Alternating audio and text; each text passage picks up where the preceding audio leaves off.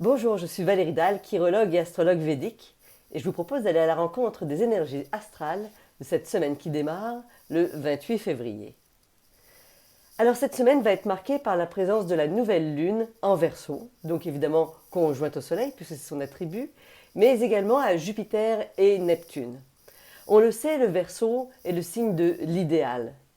Et le Verseau est d'ailleurs gouverné par Uranus parce qu'il cherche à créer de nouvelles choses, à trouver un nouveau monde. On parle souvent de l'ère du Verseau d'ailleurs. La conjonction de ces quatre planètes, qui représentent actuellement le peuple en même temps et l'idéal du peuple, fait un très bel aspect à Uranus qui est donc le maître du Verseau.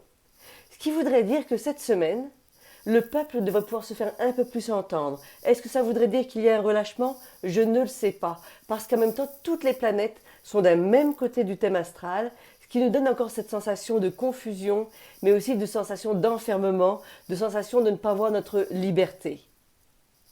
En même temps, nous avons en Capricorne, qui est donc là le signe du pouvoir, Pluton, Saturne qui est encore là, Mercure et maintenant Vénus.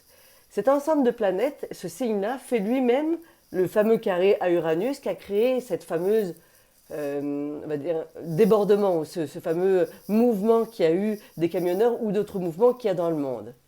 Donc ce carré à Uranus crée encore cette tension actuelle.